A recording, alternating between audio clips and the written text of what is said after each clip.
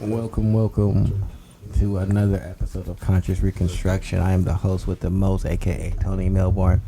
I am joined here with Ash and Charles. And I know the energy might seem light, but I guarantee it's on like 10,000. Charles seems tired. I am tired. I went for a run earlier today. Look at you running. Yeah, I actually stepped up to doing like mostly running instead of like, I'm trying to get up to 5 miles per hour for an hour. That's good. That's good. Do you be sweating? Yes, I sweat. Okay, good. You do human shit? Yes. Well, no, there are people who work out and they just don't sweat at all because... Fuck them niggas. Well, you either don't sweat because you just don't sweat a lot, which is actually a thing that happens, or you can don't sweat because you're not really pushing yourself. Which is fine depending upon what you're trying to do. If you're trying to, like, maintain, that's fine. But, like, sometimes you just got to push it in order to actually progress. Yeah. I don't sweat a lot when I'm lifting weights. And that bothers me. So I usually like to run before so I can get my sweat in. I don't sweat at all when I'm lifting weights because it's a muscle thing more than it is a calorie thing. If you get what I'm saying, because like lifting weights isn't really a sweaty exercise. It's just not. I found ways to make myself sweat when I do it, but it's more like doing circuits and yeah, it's about the speed at which you are lifting said weights. It's that, and then I'll do supersets. So I'll lift something, go do push-ups, some crunches, something else. That's like an auxiliary workout, and that'll be my rest for the main thing that I'm going to go back and do. So your body never really gets a state of like just really relaxing and like cooling down. But that's only like if you're like trying to burn and get that good sweat in while you lifting. I like it. I need it. I like to feel the sweat. If I'm not sweating, I'm kind of dissatisfied with the workout. Even though I know that like lifting is a muscle thing, it still makes me feel like I didn't accomplish a lot. Oh. And that's more of a like a psychological tick for myself. Since I see results, I'll just be like, this could have been better if I sweated more. I could have did this harder. Yeah. But yeah, we have a wonderful episode of 2020 and saying get the fuck out of here, goodbye, we're done with you, arrivederci. So Ash has some topics, I got some topics, and I figured we'll just go through all of the things for 2020 and yeah. So what did you want to start off with, or did you want me to start off with something, or You can start. okay. Alright, so I guess the first thing that I have is if you guys Oh, now I know what it is. I was trying to figure it out. She's Gone by Hall & Oates. Oh, him singing. Yeah, I was trying to figure out Charles' songs, but he be having them hits. It's just 2020 is gone, and I'm fairly pleased about it. Okay, well, everyone's pleased about it, I think. With it being gone, I guess my first question, and if you guys can, I don't know, maybe a nice little summary of what you think you should be focused on going from 2020 to 2021. Hitting our quarterly goals and meeting my personal goals. So running, I want to get to the point where by probably the end of this quarter, I need to be able to run for an hour consecutive at 5 miles an hour, which I think is definitely a hittable goal. But it just kind of has to be a slow but steady thing, increasing the amount of time that I run, and so on and so forth. Probably like a minute or 3 at a time, increase by 10. Like if I'm doing if my goal is to hit it by an hour weekly, go from like running for 30 minutes to go to running 33 minutes or then 36, and progressively work up to an hour. And then probably by the end of that, I'll be in much better shape. Hopefully. That sounds good. What about you, Ash? Mine would be more so learning how to put myself first. I started that last year, but now I think it's going into this. What was I watching? Was it today? Somebody was talking about how honoring your potential is a part of like the kind of like the warrior spirit, and it was an astrology thing where she said people born between 1988 and 1981 had this special type of alignment with Capricorn, and they were saying like this particular alignment is called like the warrior's light or some shit like that. And she was going into it like honoring your potential is a part of being a warrior, and closing out 2020 and just realizing that all year, making those leaps of faith in all aspects of my life is honoring my potential. I think I want to develop more faith in myself and what I can do and how far I can expand. That includes working with here. Like earlier today, I was like, how the fuck am I going to gain followers? I don't even know where to start. Instead of like talking myself out of my goals, I'd have to get into like, well, you can do it. Like, what can't you do? So I think that's more so putting myself first as far in terms of not talking myself out of my potential. I have a decent amount of goals this year, and a lot of what I got tripped up on, especially in my 20s, was saying that I couldn't do something. So gaining confidence or building more than confidence that I already got is basically a big thing for me. Okay. I would say for me, it's making sure that I execute on a lot of the foundation that was laid last year, and just capitalizing on everything that I was able to gain and learn through all of 2020. Even though it was pretty rough on some fronts, it was beneficial in other areas, and I can say that I definitely learned a new level of appreciation for like my time and like how I value that, and like just being a lot more focused on executing on like you guys alluded to, like our quarterly goals, and just because I guess our quarterly goals are more so my personal goals outside of fitness. Mm-hmm. So just executing on that, executing on stocks and things like that, getting more literate in that world where I'm already pretty confident, but just getting like a greater understanding now that I have the time, actually dedicating it to doing research and things like that, and developing a schedule and figuring out, all right, so this is what things are going to look like for you. Yeah. Like one of the reasons I was so tired is because I spent so much time. I did my 3-month, like I did my quarterly personal business goals. Like that's in there too, but I have personal ones that I would like to accomplish. And I just spent probably 2 or 3 hours doing that, and it was pretty draining, only because it's like I said, I always like talking myself out of like, you can't do this, how are you going to fit all this in? And I had to, that was another thing too, like sitting down and realizing like, damn, what you accomplished, like technically you have 2 businesses and you're gonna work on a 3rd one, you homeschool your kid, I got a few books that I'm writing, like I didn't give myself no credit for any of that. I'm like, how am I doing any of this stuff? And just taking inventory on that. Well, what do you want more of?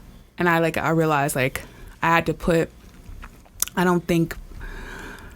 reevaluated my work goals. Like I remember thinking like real estate was gonna be something that I was really excited about until I started watching niggas that was actually dealing with real estate. And I'm like, that's not what I really crave.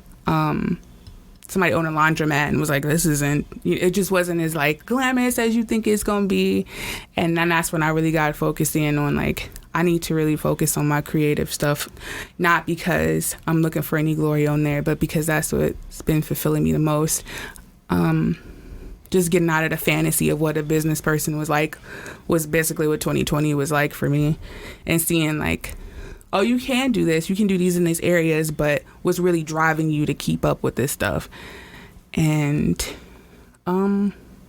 appreciating myself more, taking more time out for myself to say, hey, you need a break here.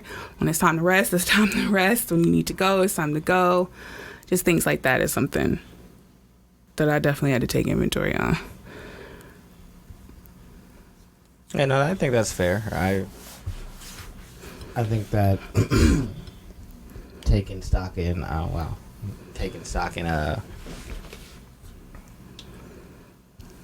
and like you said, your personal goals, because you do have your online business and things like that. So, and shit, we watched you be successful in that. So I think that there are things that we can all take a step back and be like, all right, I have accomplished certain things. I have moved the goalpost a little farther, and I've gone farther down the field. And sometimes you get so caught up in shit, or we all get so caught up in looking at the end goal that you discount the inches and the feet and the yards that you get moving forward. So I can definitely say that happens to me a lot, where I'm like, oh, you're not doing anything. But realistically, I've started to sort out all of this jumble of brainstorming that I've been doing into an actual cohesive platform.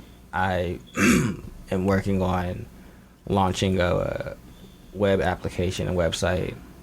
I am working on launching a couple of other things inside the company. So it's like we're definitely doing the work. It just sometimes doesn't feel like it right away. Yeah, and that's gonna be one of my topics later, about being a beginner in something, because like I said, it seemed all glamorous until you get into it. And I'd hate to push the narrative that this is something that's for everybody and you're gonna succeed when you right away. Things that is gonna start running. It's like, well, think about the changes you got to go through. And I realized like it's not easy what I'm doing, and beat myself up about it was really like, I just thought about it today, like, man, I've been doing this for 2 years and I'm not 100% sure how. I've been doing this podcast for 2 years and I'm like, I ain't walked away. I was really surprised at myself, because I was like, I forgot how I was taking the metric on it. Like, no, when did we start? I think it started January 2018. I'm gonna put it right there. And I'm like, oh my God, I didn't walk away. Like, what? I'm still coming up with ideas for this shit. Like, I would have, anything like in this, like, I would have probably just been like, oh, I'm bored. Like, when I initially commented to it, I thought it was just going to be a whole bunch of people like agreeing with each other. And I like felt like I was going to be the odd one out. And then people were just kind of oust me out, because I'm never like, not to say I'm trying to be different, but I just already know like my views don't be like very mainstream or whatever. I'll say that much. So for me to like sit there and be like, oh shit, what? Like, even in the tough moments where I felt like when I had a panic attack in front of y'all, that was the day I was like, I'm not coming back. I was so embarrassed. I'm like, oh, this will never happen again. Until I heard a voice say like, yeah, we know it's very tough, but if you still feel this way, I think that was Friday. It's like, if you still feel this way on Sunday, then walk away. But you don't feel that right now. You're just panicking. I was like, okay. By Sunday, I was like, all right, I can still go on with this. So just the fact that like, oh my God, I've been doing this for a pretty long time, and it's not the easiest thing. I'm pretty sure podcasters have a way more busier schedule or lifetime than us, but just knowing like, I wish more people would talk about the beginner phase a little bit more, and just, I don't know,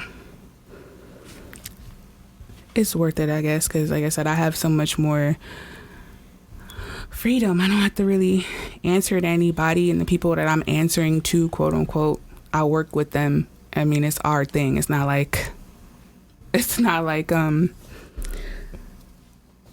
niggas rule over my life. What? It's more of a tandem thing. We don't rule over your life? Really? No? You thought you was my daddy, Charles? I definitely don't want to be your daddy. Yeah, you do. Wow. I think we talked about things like that. I'm not trying to be nobody's dad. Well, maybe at some point, but not anybody who's not actually my child. That includes adoption. Okay. He said, nah. He said, no. Nah. You got so serious. No, absolutely not. You got to come from my loins. Stop it. Out here having some fun. Girl says, I'm going to call you daddy. Well, I'm going to put my pants on. I'm gone. Later. He said, "Well, my pants on." Okay, all That's right. your cue to leave. I guess that's fair, Charles. I Not mean, into that. I told you, and I I'm warned talking about you. pants on. Not like don't say that and continue on with the sex. Like I will leave. I mean, I feel like you gotta have conviction about some things. And You could have just been like you got a breaking and point. kept going. so being called daddy is your issue. You don't like that? It's odd to me because it's just like, why? We got Don't you have a father? You got a father. That's not what it is. Why do you want me to call it? Why do you want to call me daddy? Like, honestly, I'm really upset that you're superposing me like your father onto me. That's real weird. No, you making it weird. It's like, that's real weird. Because Yeah, more no. likely, I've seen your dad at this point. What the fuck? I got a question. Never mind. We're not going. That's not what this, Do that. That's I not what hate this when show y'all is do about. that. That's not what this show is about. Yeah, it is. All Go right, ahead, say it. The question I have is, women. There's never a level of deference to you. To what? To me? Yeah, inside of a relationship. Deference? Oh, is someone supposed to just kind of kowtow to me and? That's like, not what I said. I mean, deference, adulation, adoration. No, the deference, like a deference to you, and like you guys could be talking about something, but you're gonna be the decision maker. Depends upon what it is. If it's something that's within my wheelhouse, yes, I'm the decision maker. So you haven't noticed that women generally allow you to be the decision maker in most things. I am a person that if decisions are not made, I will just make the decisions. I do not like when we just kind of toe the line. and So don't do if you the anything. one making all the decisions, you daddy. You see how that is? That's not definitely true because I come from a familiar structure where my mother definitely does make decisions when it comes to certain things. Yeah, but you also admitted that generally if it's something or a way that your father would particularly like it to go, that's generally the way that it's going to go. Yeah, Now, there's if a he lot has of- an opinion on it, but that's very particular things. But That's that pretty doesn't. much But that just- doesn't matter. Now you're trying to qualify. What I'm saying is, if he has an opinion on it, then it's going to go the way that his opinion says. Unless it's like a stupid opinion, yeah. Yeah, but we're talking about competent people, so I mean, it's not like my father's not had stupid opinions that weren't well informed. I'm not saying that. What I'm saying is, in a situation where all things are level, if he wants to do something and your mother wants to do something different, it generally probably goes way. Generally, because my father's the person who actually gets up and does it. My mother kind of says, I want to do this thing. But that's what I'm saying. That is the general difference, and not to say anything like disparaging towards women, but that is generally the difference. And so Oh. that's why you daddy. But that's the thing. I don't want that. I'm trying to make If this you nigga keep daddy. calling me that, Doesn't that want means to you're be. not, there's no the deference here is not really there. You're just paying lip service, so I'm leaving. No, Call me daddy. you're gonna do it This nigga's because you said you're gonna make the decisions. Yeah, I know. You know this is not making? Putting my pants on and leaving. It's just like, why are you putting your pants on? We're done here. That's so rude. Yeah, he could have just been like, You need I to am be a your better significant person. other. he could have just said, no, I don't really like that. And then kept I going. feel Well, like they say I it probably in had different this conversation before with anyone who I'm messing around with. It's Don't just call me like, daddy. yeah, don't do that. That's cool, but you ain't got to lead to sex. Like, damn. At that What if point, they use a different language? What if she calls you Poppy? Yeah, you taking a little Poppy. Yeah. Just- yeah. I don't know. He taking a little Poppy. He got Just the like- fingers got the wiggling, toes got the wiggling. He's like, He got the smiling big and hard. Yeah, he's like, Oh my goodness. It's just yeah, like, he taking some of that. Yeah, all right. oh, So you at just that don't point like it's the more way it so- sounds. All right, it's more bet. so, it's more so the accent. Yeah, Put that across the yeah, finish bet. line. Like I said, niggas be full of shit, It's just like, like a whole Oh. ass toilet. I don't associate the word with my father. So That's fine. That's fine. It means the It's just same. like- It means the same. I understand that. It means the same. She calling you the same thing, but she can do it. Crazy. Anyway, that's all I want to ask. Oh. We can go back. It's Ash's turn to pop up with a Nice, subject. more. What's your question? Nah, you got You one. got more. Go ahead. No, Okay. Look at her being hostile. because you How got much wood could more. a woodchuck chuck if a woodchuck could chuck wood? Yeah, go 800. ahead, Charles. I don't know. That's all I got. Let's Any- go. Anyway, now that we talk about our anxieties and shit, about being a beginner, Oh. starting. What are some of y'all like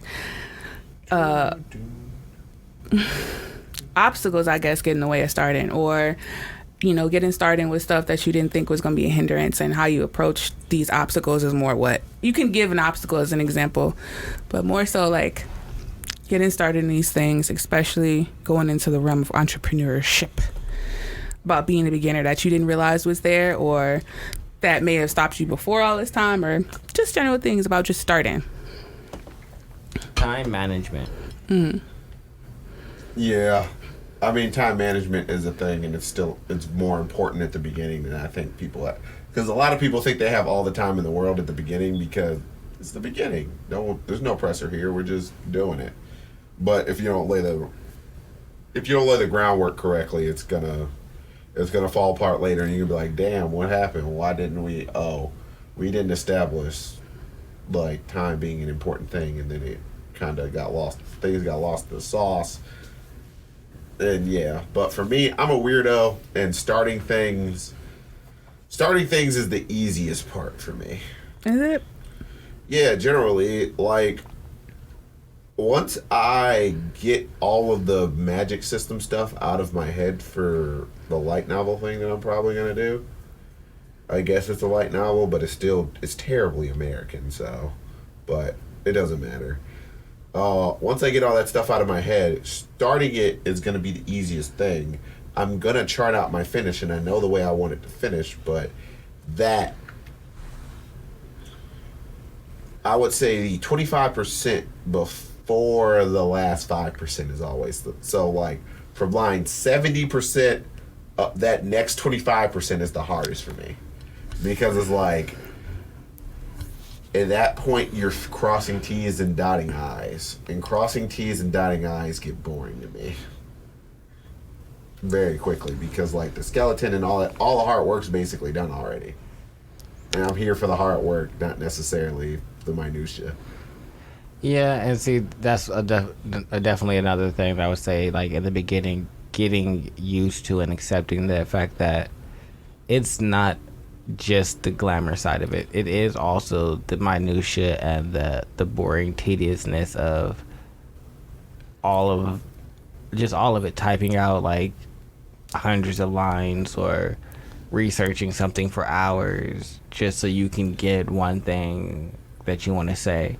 It's a lot more in depth than I think people realize, especially when they're starting out. They're like, oh well, I just know this, and so that's all I'm gonna focus on. Where it's like, no, you know that, and so that should lead you to the other questions. Like, all right, so if this is that, so what is the opposite of this? And just start doing like research of things and figuring out like what else is there inside of that realm that you should be doing. And I don't know, for me, like I said, though, time management is probably my biggest one. Is like you need to learn how to like delegate your time, and so that's what like I'm gonna spend this next week coming up, because I figured I was gonna take all the way from the last couple of weeks up into the new year off and just like recharge, and then so now I figure with Monday coming, I wanna get a solid schedule of how I'm gonna spend my days and like be productive and like actually like get certain tasks done. So I figure give myself a week to get that ironed out, and yeah, then just execute going from there. Yeah, the hardest part is sticking to it after you do it.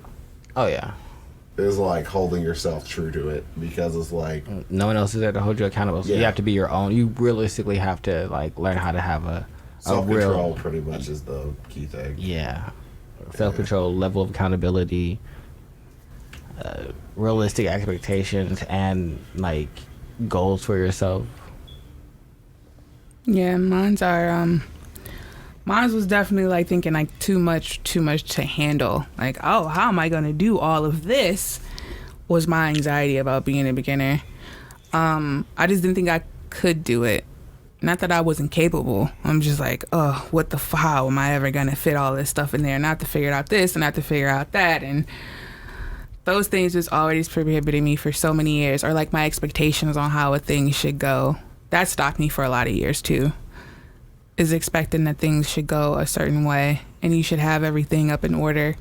Then you just see like it's all or nothing really. You make that leap or you're not. I don't know. Am I weird at the fact that like when something's really big or momentous, it's like I just kind of start in and I go in, and it's just like imagine starting like sculpting a statue or like chiseling something out, and you got almost everything done. You got the shape and stuff, and then you just kind of stop because you start getting bored. That's pretty much what I am. Oh, okay. And it's like, so starting is never, like, the block of granite in front of me is never the problem. It's when the block of granite really starts to take shape and there's something niggling inside the back of, like, over here, or there's something else that's starting to grab my interest. And it's just like stopping that thing from grabbing my interest and actually focusing on the thing that's That shit is so hard not to fall into. Just being like, well, this was all right, but I got it to this point that was fun, and now I'm gonna go let my creativity explore over here where it's still in that fun phase and not in the let me start some of more of the like heavy lifting of it. It's like you know you're about to get to the worst parts because it's really the most time consuming or the most meticulous parts, I guess. Because I feel like I will definitely get through the first write of the book. It's the rewrites and the editing is where I feel like I'm going to falter. See, that's why I'm going to look for an editor, because I also recognize that I have dyslexia. I'm probably going to need somebody to read through this that doesn't have dyslexia. Yeah, I mean, ultimately, you just need more sets of eyes on it. It's just like, because it's definitely one of those things. I've had people read over my work, just like, why is this word here? What are you talking about? Why is that word there? That word says this. No, it does not. What you mean it don't say that? You're insane. And they actually pointed out to me, it's just like, I'll be damned. Definitely thought it was that other thing, though. Yeah. It's just like... Yeah, that's how... That is me. So I'm like, I know that I would need an editor to go through all of my work and be like, hey, sir. This don't make no sense. You said this for the first 5 chapters, and then you changed the word that you used relating to the same thing to this for the next 8 chapters. And then you said these words that don't make any sense. This is the reason why the first thing I am doing is I'm creating a Bible for it. Like, that's the very first thing I've learned. That's probably the most important thing to do for me. And that's the thing I'm doing right now on the website that I'm on right now. I'm not gonna give them no pub because they're not paying us, but that's why I'm using that right now and like moving all like the like just free form brainstorm ideas there, so that way it's all linked, it all is like structured. It's realistically the thing that I want to make the Bible is the thing I told you about. Okay. And now you'll see what I mean once you start using some of these applications, how it could be better. I mean, I'm probably just going to use a Google. I am a very old-fashioned person because of D&D, so I'm probably just going to do a Google Doc and just type it out. Because the way my head works, I see that way naturally. So I link things, and I correlate things, and I don't need a visual representation of the correlation like, just out there because I know it. And that's it's a thought pattern that's indicative of the programming because you're building something and you're linking things and you're diagramming things, and that's just the way classes and things like that function. So it's just like it's already in my head, and I know the average person doesn't necessarily have that particular talent, or it's just not something that's fostered inside of their actual thought pattern. Whereas I can kind of look at... Have either of you seen, the chess queen thing? What is it called? Queen's Gambit. Yeah, Queen's Gambit. Nope. All right. Well, she has this thing where she pops tranquilizers and she can see all the chessboard moves on the ceiling. That doesn't sound healthy.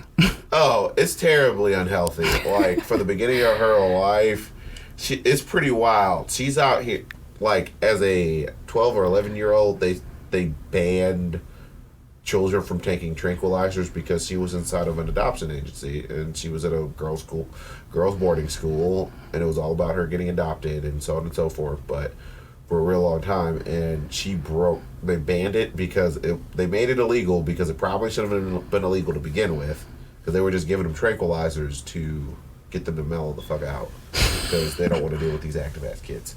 No, that's good. Calm them down. They need to relax. But they what banned are you it. doing? Sit it down. So, but she used to like cheek the pills and take them at night, and then she would take them at night and use them to visualize chess moves earlier on in her life. So she could just see the entire chessboard and all of the moves and all of the gambits and all of the things, openings and closings and mid games and all that other stuff. And I guess I'm that way in terms of visualizing information ad nauseum. So it's just like I can visualize there's this thing and that's linked to here and that's linked to there and that's linked to there, and it's kind of like a working web. And that's how my brain works. No. That's not how Tony's brain works at all? I don't ever need to see the full picture. You could give me a corner, and then I'm gonna know exactly what it is, and be able to make the leap from here to the other end of the table without any of the middling information.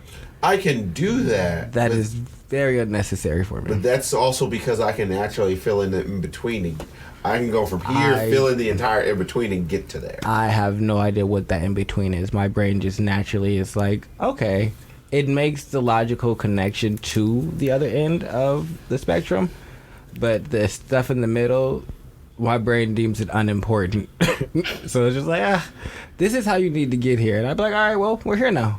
Okay. Yeah, so that's how I generally see things. So that's how I like, for my stories, I always know the beginning and not even the beginning. I know, because the beginning of the story, like chapter 1, isn't the beginning of the story.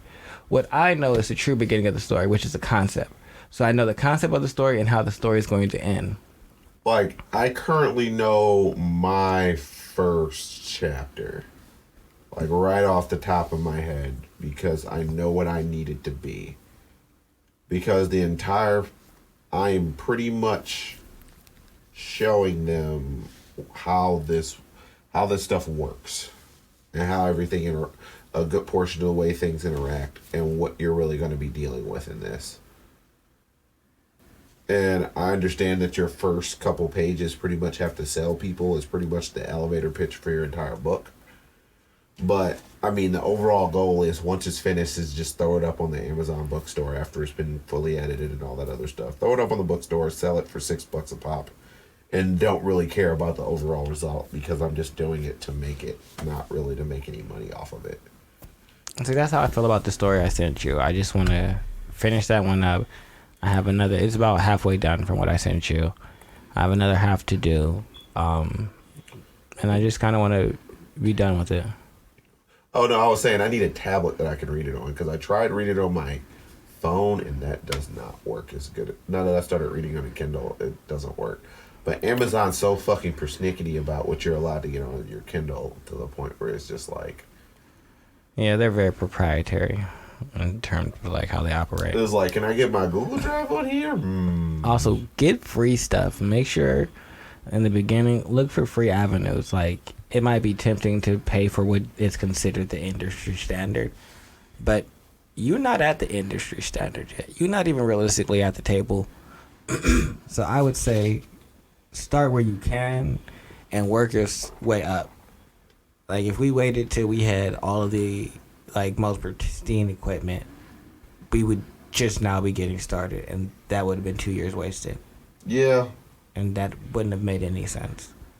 Like, there's value in the process of growing and learning and building up, and not just trying to jump into what you think is the most correct way to do things, or what people say is the most correct way to do things. Learning what Polish your skill set is pretty much what I would actually really deem that as, because it's like, yeah, no matter what you're doing, it requires a set of skills in order to accomplish what you want to do. Yeah, it's mythology, the Ramayana, and it's Hindu, and you could watch this movie on fucking YouTube if you want, or you can read the actual book. It's long as fuck, whatever you want to do. But anyway, so Ram and Sita are like incarnations of Vishnu and Lakshmi, and they come in this incarnation, and they already like the sons. They're the princes of a king already, and then they get banished somewhere for 14 years, and Sita and his brother go with Ram. Then like does he become king? No, he doesn't become king yet. So he has to like, point of the story is he actually sees his wife die by this mystical dude who don't actually really kill his wife. It was like magic or some shit. But even throughout all of this story, Ram was so committed to what was in his heart. Even when he saw his wife die, he didn't lose none of that. He lost his shit, but he didn't lose fundamentally what made him him, which was just this super kind and super gentle dude who was definitely a great warrior. He wasn't soft by any means, but he was just so pure of heart that he kept with it. And then that's when he found out, like, oh, this was an illusion. My wife didn't really die. And it's like, I think his brother gets shot, and I think Hanuman has to go and bring this whole ass mountain to save his brother. And then that teaches me, like, if you do what's in your heart, if you just keep steady on what's on your heart, like, I know I can do this. I know I can see this through. I got this. This is something that's really important to me. It's through those tough moments where you'll get through and be like, all right, I can get through those. And that story just always, that's one of the many lessons that story teaches you. But every time I get down, I always think about Ram and his wife and how they just really just like tough that shit out. Even throughout times where you just think you lost everything, you just go back to your core self and think about, is this what I really want to do? Was this idea? Was this the glamorous thing? And tough moments actually teach you about that. Was this the glamorous thing that I really wanted to do? Why was I really wanting to do that? And then after the end of it, if you give it up, then I don't think you really wanted it in the first place. Yeah. Okie dokie then. And I definitely agree with that. I hate the preference. You have to always preference someone because they're kind. They're not soft. Because people like, this is more for towards niggas. Like, women know how to be kind and fierce, but men don't want to be as, like, usually they don't want to be associated with kind because the world will see them one way. That's usually just for niggas. I'm not saying that's towards women. That's definitely for, like, men. They don't want to be seen as that way. Most of them don't anyway. Oh, no. I just always think it's weird because everyone always equates being kind with, well, a lot of people equate being kind with being soft, and it's not. Being kind is pretty much showing mercy to someone, but being soft is letting someone take advantage of you, and the two aren't ubiquitous. Just because someone allows people to take advantage of them doesn't mean that they're inherently kind. Yeah. It's that you have these people that you kind of just let kind of leech off you, and it's like, doesn't make you kind. Someone like a leech being attached to you doesn't necessarily make you kind. I think I'm working on being softer, only because I feel like I got like 15 million defenses up, even mental defenses. Like what I was just saying about the me not starting. When I get to the point where, like, say I'm feeling sadness, for some reason I will try to logic away sadness. I would try to convince myself that you shouldn't be sad, and here's the list of reasons why. But it's like, well, sadness just has to be sadness. You just gonna be sad, bitch. Just be sad. I didn't learn that coping mechanism. Everything could be logicked away. That's something that's like the internal. So there's something that I go through. And that also translates to the work. Well, why would you want to do that? You can't do this. You can't do that. You gonna need this. You gonna need that. Was my approach towards everything. And I really had to dig deep in myself and look at how that was holding me back. And I would say like even with that particular story I was telling you about when Rom was just so. He was just that nigga. Like, if I had to say if I wanted my man to be anything, it'd be him. Because he was a fucking amazing warrior. But he also knew when to say, like, he was like, I'm willing to we willing to stop this whole war if you just give me back my bitch. Just give me back my bitch. And you won't have no problem about me and Hanneman and the monkey crew, all right? Just give it back to me. And everything will be done. And them niggas was like, nah, nigga, you got to get this work. He was like, okay. So. Give my wife back to me. Yeah, like he sat there and he was like, listen, I know this man has done egregious things, but really I just want my wife back. Can we just start there? And I just get my wife back. It's like, no, everybody was like, even the monkey niggas was like, what, Ron, you gonna do what? He was like, y'all heard what I said. I'll let it go. Yeah. But it's like, you don't understand the hell I will visit upon you if this doesn't happen. And he just went to battle. He was like, all right, then. But I will destroy your children. I will ruin your bloodlines. I will destroy your It's like, it's weird because there's always these things where I was reading. What was I reading? I was reading, I do believe, the Fury of the Rising Dragon series. Mm-hmm. And I think it was something like, and early on, it's pretty much a coming-of-age story. It's archetypical kind of fantasy type thing. And this kid was basically... He was the son of what was quote-unquote called the Lord of the Legion, which is the stereotypical Darth Vader type of villain. Mm-hmm. And it's just like... At some point, like... And he was running with his grandmother, but everyone kept telling her, it's just like, yeah, you know, if you turn the... Inside of this one case,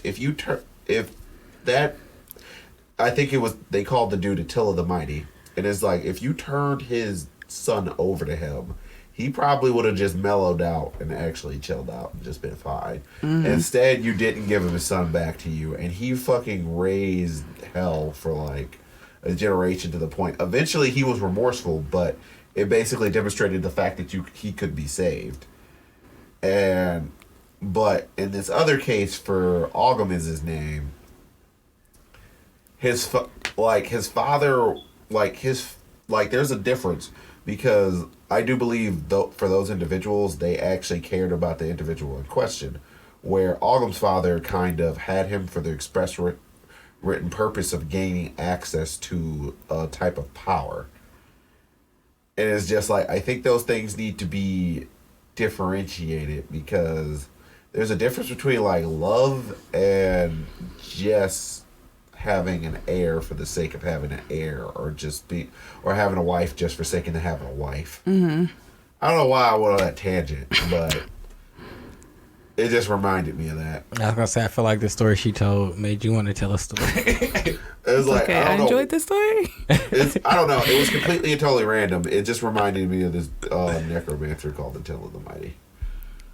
I support that. I support the uniqueness.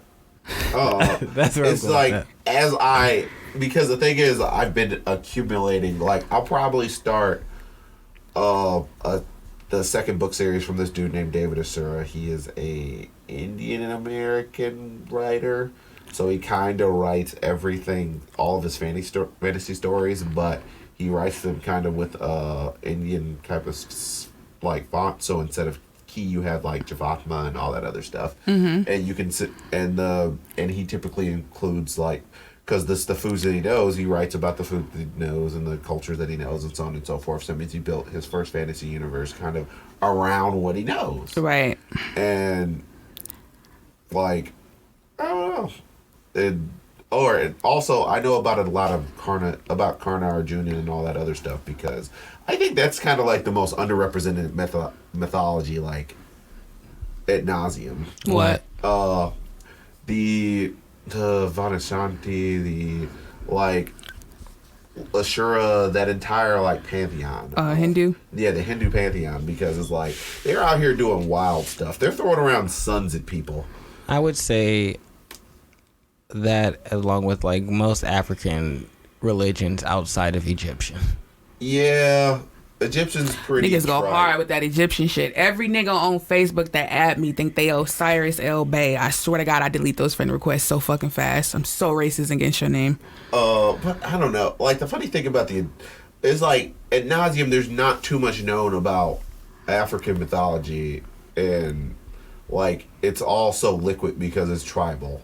And for a lot of people, it's tribal, so that means the gods can have a small variation just by going, I don't know, about 5 miles down the street. Niggas just like to romanticize Africa. Like, that's it. They just want to romanticize. What is them assholes' names? The fucking seven of them. Oshun in the group. The fucking... I know their names, and I don't remember the group. They're Rishas. They like to romanticize these things. And when I study mythology, and I had to learn that they're telling you deep things about, like, your consciousness and psychology. And that's another question I had to bring up, is why we tell stories.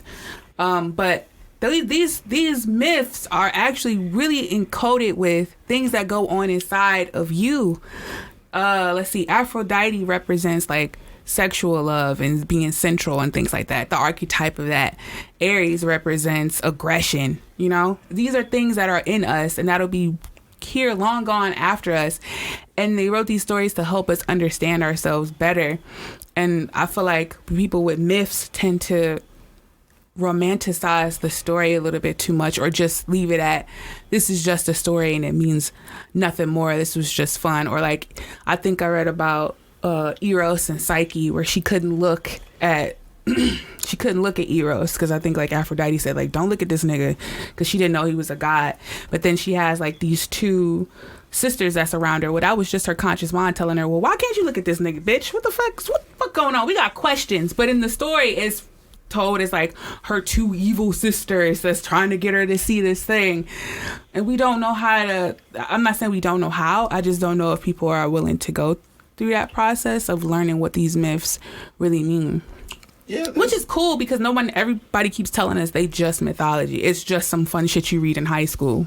Well, myths are a reflection of the people that you're dealing with at nauseum, because people write myths. I mean, it's kind of like they're a reflection of the people and the times that they live in.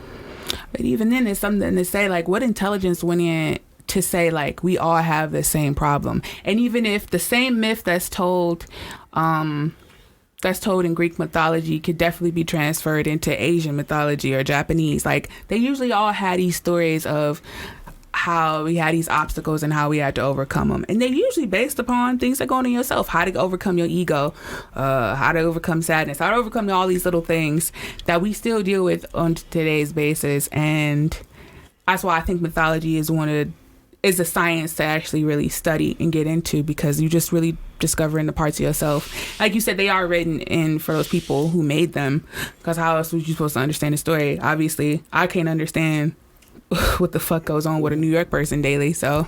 Well, I would more so say they are a reflection of the people and the times that they're written in. And when I say that, it's oftentimes like, I look at the Bible and I look at, like, all of this stuff, like, all right, you know the reason why a lot of times inside the Old Testament they told you not to eat certain stuff or do certain stuff, because people who did that stuff got sick. Mm-hmm. And they encoded it and they weaved it in. And they weaved it into something that people would just, well, like, nonstop, just straight up listen to. Yeah, and I think it's amazing that even though, like, damn, if y'all ever get a chance, well, if anybody's out there interested, if you read the book The Kingdom Within, he actually talks about the parables of Jesus and how that shit, I forgot what the fuck that book was about besides that point. But anyway, he goes into it and he actually decodes what those Bible verses actually means. Oh, the kingdom within is actually just like your inner creativity and how you're supposed to tap into that. Now that's supposed to actually help you out with a whole bunch of other stuff. That's just the general basis of the book, but how it didn't change, though. Do you understand? Like, yeah, because, like, there's an entire ethical diagram and philosophical thing about following Jesus, because for the most part, if the people who say they followed Jesus actually really followed Jesus, a lot of the problems that we actually have right now wouldn't really be things. And it's really interesting. Yeah, and for me, that's just like, if I think about Jesus, I don't think of it as a physical person. I think about Christ consciousness, because everybody decoded, you know what I'm saying? It would make sense to more so think about Christ consciousness in a way where it's not just this one man did these things. It's like, well, if you could tell everybody, like, you have this power within you, anybody could achieve a Christ-like consciousness. Because this nigga, even in the book they display, like, Jesus wasn't as nice as everybody said. This nigga was actually like a fucking warrior. Like, he didn't play. He was kind of irate sometimes. Well, that's like, that's the thing. It's just like, oftentimes people always say like, oh, Jesus was a warrior, but he wasn't as kind as everyone makes him think. No, he was definitely kind. He just wasn't putting up with shit. Yeah. It's like, all right, there's a difference. It's just like, yo, what are you out here doing? I'm robbing poor people. No, there ain't no saving you, dog. You just shouldn't be doing that. Well, I'm going to keep doing it. Well, I'm going to whip your ass. I'm sorry, what? Yeah, Whipping time. Things like that. This ain't cool. What you think I got this sword for? See, and that's what I'm saying. We get tripped on taking these stories from people written back then and then just making them literal or just thinking like they fairy tales.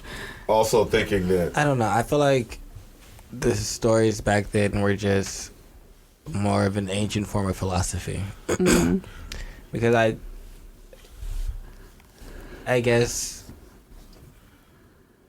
in a time where you have less time for just reading and frivolous things need to be woven into something that's like a mainstay, like religion. And so I feel like that's why before philosophy kind of like segregated itself from religion, you get a lot of like interwoven like just teachings of, hey, maybe looking inside yourself is a good idea. Hey, maybe considering how you feel and exploring the urges that you have might lead to like a deeper understanding. Mm-hmm. And so I think the only way that you could get that to the populace at that time is putting it in religion, where you had to either worry about work, religion, or survival. And so anything outside of that didn't really get like a mainstay of attention from a lot of people. Yeah. So I think now, like, in the quote-unquote Enlightenment age, where you have a lot of philosophers that are able to, like, just... illuminate and have the space to, that outside of, like, worrying about, I have to, like, go to work every single day and, like, physical labor or I'm gonna starve. Oh, yeah, it's hard labor. What you about to do? I'm about to plow tomorrow. Realistically, I'm about to think for a couple of days and find a nice rich person that's going to pay me for my writings.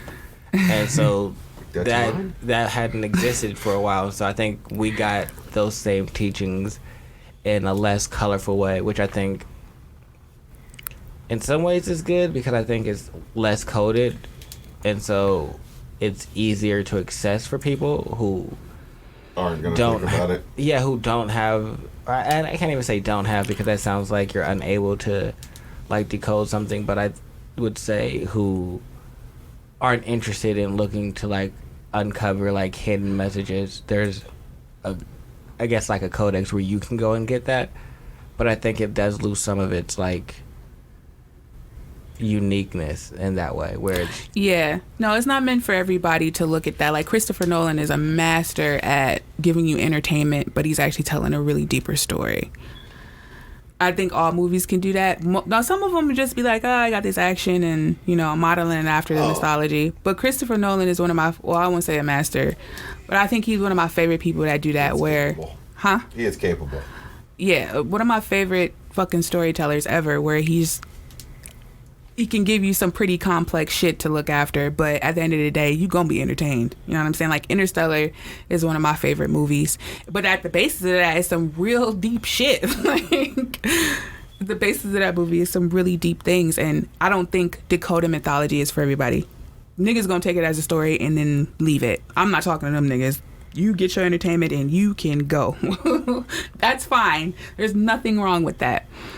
But if like you in the realm of trying to figure yourself out, I feel like not people that do it, but if you would get caught up in it, that's a good trap to get caught up in, thinking mythology is just, I think in self-improvement purposes, if you actually look at mythology, you can see that these archetypes that are in you have been around for ages, and it'll help you figure yourself out a lot better. Like when I looked at the Ramayana for the first time, it was just really nice to see like how to reclaim back the softness in me. Like, I'm not like a pushover or anything, but just not losing faith in that part of myself that I be trying to protect so much.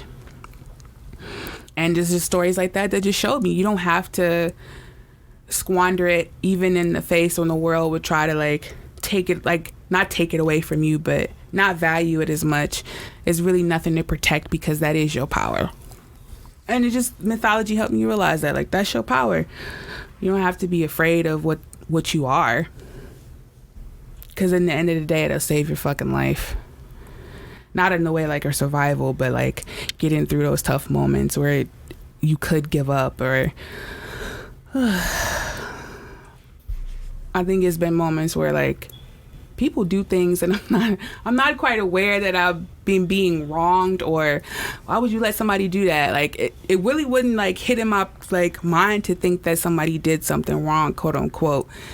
But I used to not want people to do shitty things to me, known or unknown, but I would protect myself from that, which was cool because yeah, you can protect it from that. But I was also not letting the other things in either, the good parts of life. And like I said, when I saw it at Ramanyana, it just made me realize like you can have, that's your power, is to be one way.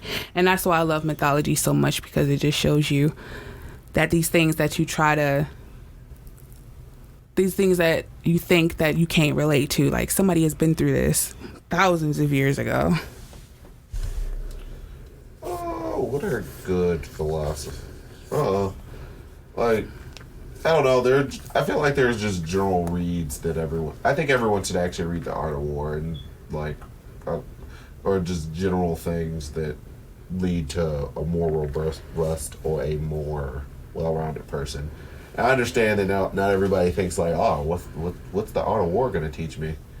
How to do things and how to actually like it. I use it to war on life. I know I understand that sounds like weird, but it's like, oh, like a lot of these philosophies can just be used on a day-to-day basis to triumph over problems. It doesn't have to be a person. Your adversary is a problem. And also another key thing is like learning, like it taught me, is to use my problems against one another, because oftentimes they can't be used that way. It's like you can use one problem to solve another problem, and being able to do that is a skill in and of itself. It's just like, man, I have this dude who's really annoying, and I got this other person who's really kind of hangy on. So means, what am I going to do? I'm going to peel this other guy off on this other person and just like, oh yeah, you guys are a thing now, and you're not bugging me. So this is great. It just kind of prance away. I support that. Oh. Just kind of prance away. It's just like, they don't even call me. I'm happy as hell. They're not calling me no more. And I definitely think that there should be ways that you utilize those tools. Like, I do agree that like The Art of War, I'm a believer of like the 48 Laws of Power. It's another book I enjoy. Art of Seduction is something else I think is a really good book. Just understanding like, because it's not realistically about seducing anybody, contrary to the title. It's more about understanding how you interact with people and like your engagement style. And once you recognize like your patterns and things like that, it's easier to operate and be more honest to yourself and say like, all right, this is who I am as a person and how I operate in these things. And then you can also articulate that to other people, and that can sometimes be helpful. I always look at that book as like, how am I being seduced? You know what I mean? Like, how is the world seducing me to get they shit? How does politicians work for me to get to think like they the hottest fucking shit since sliced bread? I don't remember what the fuck one I was in that book, but I always look at it, it's a mind control book. I think he's actually teaching you how minds are controlled and what's the primal thing people want to be seen and heard and some other bullshit. And you can use that to your advantage. Some things you're naturally good at, some things you're not, and some things you need work on, I guess. But usually I look at that book as, how am I being seduced? How is everyone around me trying to seduce me to get on their page. Oh, but I tell stories to answer your actual question. Yeah, the question is next is why do you think the world tells stories? What do you think the purpose of storytelling is? Communication. Communicating what? Just different things. Just communication, period. It's been our way of furthering communication, sharing knowledge, sharing stored wisdom. Like, there's always been, like, before writing was a thing, there was oral traditions. So stories have always just been a way to communicate things, and if you make things more interesting, they stick in people's brains more. If I just give you a list of facts, you're probably going to forget half of those.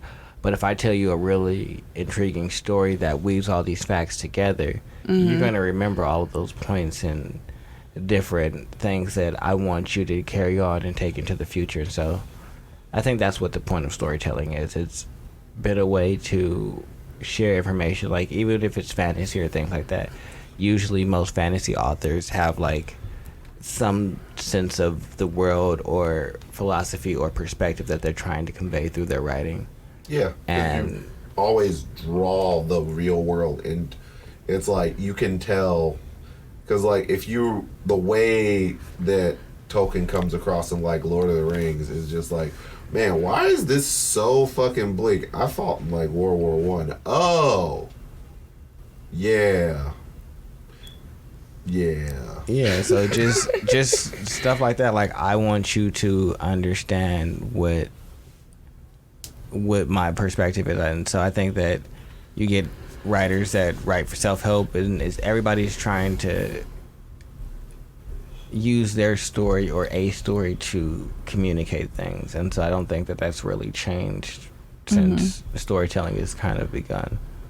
Like, stories are generally like fun, but even if you're like making up a story for fun, you usually like have some type of perspective and something that you're imparting on the other person. And so it might not be the most important thing to you, but I think that it's still like you sharing some level of like knowledge and like something that you want the other person to take with them. Yeah, it's a lot of times it's like we tell stories to convey empathy, sympathy, what these things mean to other people. They use them to teach, like, God. Empathy is when you're inside someone else's shoes. Sympathy is when you share feelings with another person, if I remember correctly. I always confuse the two. But it's like, I think stories definitely help with developing an empathetic mindset that you can put yourself inside of another person's shoes, which I feel like everyone believes empathy isn't a tool in and of itself. Like, it's wildly useful to be able to put yourself in another person's shoes. It's wildly important to be able to put yourself inside of another person's shoes and understand like what's going on in their head, just inside of in day to day. Even if you consider something an adversary or someone an adversary, I think it would actually be more important inside of that case to understand what your adversary is thinking. Yeah, that's a big tool. It is just like they're conveying life tools, like all of this stuff, and also just kind of teaching you what actual kindness is inside of some circumstances, because like I said, a lot of people think equating being kind to being a pushover. It's like, you're not a pushover because you gave a random hobo $5. It's like, no, you a pushover. That kindness is good. Like, doing stuff like that is gonna make you weak. He gonna go out there and spend that $5 on, I don't know, booze or cigarettes or something. It's just like, you know what? My mom taught me that. My mother would say, "Who cares?" and she would just give them the money. And then I realized, you're right. Who cares? They like, asking for it, and you could choose to or not give it to them. That doesn't make you anything else but just giving a nigga $5 to help them through their day. Like, ain't life hard enough? You know what I'm saying? For somebody just in our society, I guess, or just in general, asking for money on the street like that is definitely looked down upon. But who gives a fuck what he about to use the money for? Well, it's just You like wanna give when it to you him or out here no? looking at them and like, yeah, this is what he's going to use the money for. You don't know what he's really about to. Yeah, you don't really know. And why do you care? You want to get this nigga this $5 and no, you walk It was away. just like We're putting a either gun you're up to going your to be head. kind or you're not. You're looking for a reason not to be kind. So you're probably not really all that kind. You're Yeah. just. I stopped for a while because when I used to work downtown, there was this fucking hobo who used to come out every time I would get something to eat. I'd give him some. And then one day he was like, I came out with like a milkshake and a sandwich or whatever, and I bought him a sandwich, and he was like, well, you ain't gonna give me no milkshake either. And that's when I stopped. And that's the difference between being kind and being kind and being a warrior and being like, no. It's like being able to draw a line and just in the sand. It's like, you're not going to give me the milkshake. It's different. It's like, he might have been joking and might not have been. He might have been dead fucking serious. Yeah, you don't know. So I was like, let me just stop for a while. And then until recently, like, I started seeing, like, black women. Like, I can't just let a black woman just go around and just panhandle. I don't know what the fuck she about to use it for, but I damn sure just could think about, like, if my mother was out there asking for money for whatever the fuck she about to do. It matters not to me, but just see like black women out on the streets just asking for money, like, yo, I don't know what the fuck I got, but I'll give it to you. And I even just like this year, I just started like start giving it back again because I don't know, I feel like it is not my place to necessarily judge you for what yeah, like you out here to do with this money, but the only thing I can do with this money is give it to you and hope that you are actually trying to better yourself. Now, but it's also not my responsibility if that $5 is the thing that puts you over the line and you go get some like drugs and it kills you. It's just like, that's not on me. And people who kind of try and spin it like that are trying to justify the fact that it's just like, if you just say you don't want to give them the money, and be real with yourself. Yeah, no one's putting a gun up to your head to do or do not. Because I've done both where I was just like, I'm never giving a homeless person any money. And then it was just like, well, fuck it here. Like, I got it. Here you go. Let me spread the wealth a little bit, I guess. It's just like, I mean, my particular thing, there is one corner where I don't give the people who stand there money, but that's just because, like, I'm honestly suspicious of, like, man, this seems like I be seeing different corner people seeing the same person in different corner. I be seeing different people at the same corner, and they're all holding the same goddamn sign. It's just like, yes, and they should be clean and shit. Yeah, this is just no, definitely you niggas respect. It's no, like, them shoes would be clean in the motherfucker. He'd be like, this is a racket. I don't know. Y'all all live inside the same place, and y'all just panhandle on the same corner. I feed the homeless when I want to, and when I don't, I don't. Yeah, but I'm pretty much. But that's the very thing. much like You're not lying to anybody and coming. Yeah, I'm not trying to fake like, oh, every homeless person I see needs my help. No, I don't care. Some days I'm feeling generous, and I'm just giving stuff away. I've literally walked into Subway, bought a whole sandwich, and then just walked out and handed it to the homeless person. Like, I didn't plan to give it to him. I bought it for me and then walked out and he was just there. And I was like, well, here you go, man. Mm-hmm. And just kept it moving. Like, it wasn't that big of a deal to me. Tony doesn't like food that much anyway. But then there's also times where I've been like, I'm going to just roll my window because I don't want to speak to you. Yeah. So it's like, I go with how I feel internally all the time. It's like, but Tony is not adverse to living with those whims. Not at all. It's just at like, all. Like, you're literally subject to my whims, and you have to understand when you're cold calling me, asking me for something, you are subject to those. Yeah, and that's how my life is. Like, I don't feel like I'm beholden to give, and I'm also not beholden to not give and like being stuck in a way, I don't feel like giving, so I can never give. No, when I want to give, I do, and when I don't, I don't. Simple as that. Yep. And that's generally how I operate.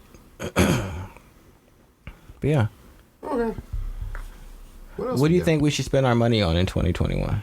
What do you mean, as a group or? No, just like people in general. Like, what are the things that I'm fairly chill for the most part in spending my money in general, but like honestly, like where should your money be going? Like, if you want to progress, what are things that you think would be progressive to be doing? See, that's the wild thing. My first thing is the only way to progress is to invest in yourself. So invest in yourself in whatever capacity that wherever that takes you. If it takes you pay for trade school, pay for trade school. If it takes you to investing in your own business, invest in your own business. If you want to, I don't know, like, buy a sewing machine, buy your damn sewing machine. Like, the world ain't stopping. Like, I understand this pandemic sucks, and you're scared to spend your money because you might not ever have the money. But I hate to tell you, like, really, I can, like, all right, a couple $100 can be the difference between you making it a month and not making it a month. But you spending $50 is probably not going to be the thing that makes or breaks you. Yeah, no, this is a perfect year to buy shit if you know where to buy. Like, fuck a PS5 and all this other stuff. Unless you already where you want to be, yo, fuck them Jordans, fuck all that goofy ass shit. All that money could go towards shit that's on sale right now. And if it's anything that rich white people or just people that was well off have taught me, is that recessions are a great time to have cash on hand because everything's on sale. So, yes, it is. Yes, it is. So if you're not in that mind frame of everything's on sale, instead of just being like, oh man, it's a fucking pandemic and fucking housing market. If you in that mind frame, you gonna stay in that mind frame and you gonna be afraid to make a move. But if you listen and being like, damn, it's a recession, things are going on sale, people are fucking marking shit down, everything's free, what's going on? Like, I listened to this reseller podcast where he was talking about, yeah, this is the time where people are gonna go to these flea markets and they're gonna be giving away gold. Like, the garage sales is gonna be happening. They're gonna be giving away things for you to go out and get. And Sephora had so many sales this year. Like, they usually only got 2 sales a year. Every fucking time I looked, they was having 15% coupon. Everything is on sale, but that really do have to deal with your mentality. How are you looking at this world? Are you looking at it like, oh man, it's some tough times, gotta go down in your pocket? Okay, but if anything, it told you your job is very much replaceable. They will get rid of you in a heartbeat. There's no such thing as job security. So if you ain't got another form of income, however you want to make that happen for yourself. Another video I watched today where this investor was like, can I take $100 and invest it into something else? And I watched it. It wasn't nothing new, but he did the example where he bought $100 worth of scratch offs and then only got like $50 back. I think just barely made it back to $50. And it was like, well, this is how you're choosing to spend your money. And there's other ways that definitely delay your gratification, but there's other ways for you to, and even take that small, tiny amount of cash, take a cable bill, and see where you could put it. I would think that that's it. If you, like I said, how you view your money is how you gonna end up this year. If you view money as a finite thing, or you have to hold on and squeeze onto it instead of just trusting that it's always gonna be more. Another example, this lady on YouTube, somebody was talking about being divorced in your 20s. I'm like, I got divorced in my 20s.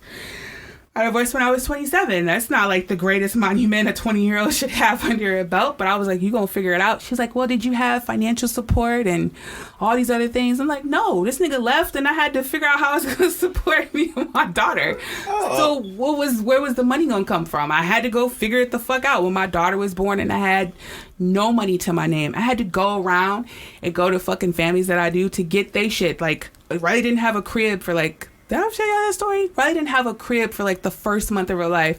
She slept with me, and if I couldn't hold on to her, she was in a car seat. I was so beat up as a mother because of that. But you know what I did? I was like, well, I'm gonna have to make it work. I have to go out and find these programs or whoever donating, whatever. So my daughter could just have somewhere to lay. How you think about your money or how you even think about yourself is gonna be determining where you're gonna put your money at. So I'll say that much. Even though that was a whole Terry rant. Yeah, no, I completely agree with that. Yeah, that's a. I would say that if you want more concrete answers, because both of them give you philosophical answers, buy stocks, buy real estate, invest in your goals, whether that be being an all-star at your job, whatever. Do all of those things. That's what you should be focused on. I would say not buy real estate right now because everything's wildly overpriced. No, you can find stuff underpriced.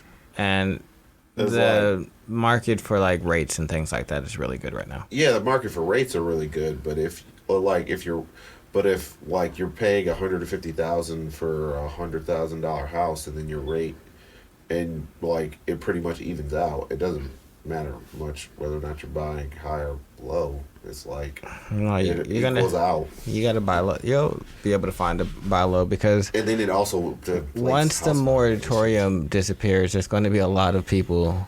That's when you buy stuff. But that's this year. Oh, the moratorium got reinstated.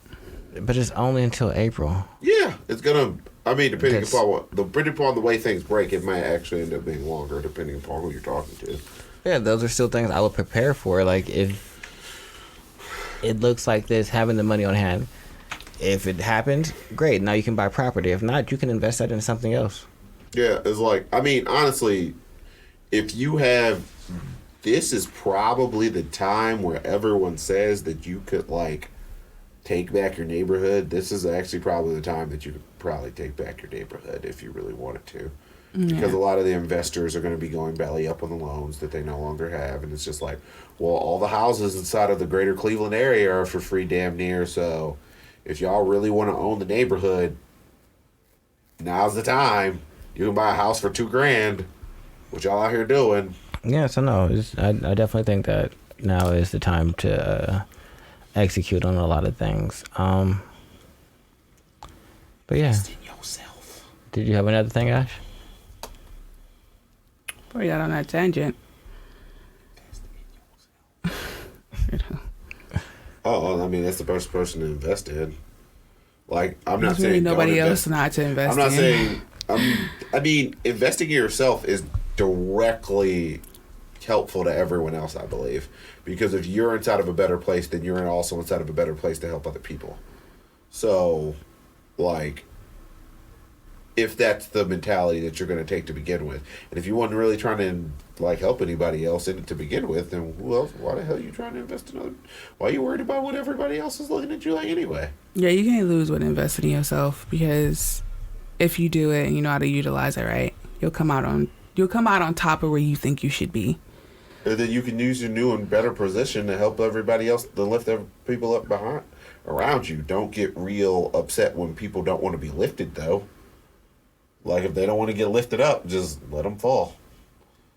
Yeah, now my self-improvement is damn sure not involving other people in the way, like, in this goal where I'm trying to lift other people up, I guess. I'm only like, if you show me that you're willing to work with me and be consistent in your work with me, then I'll go down that length.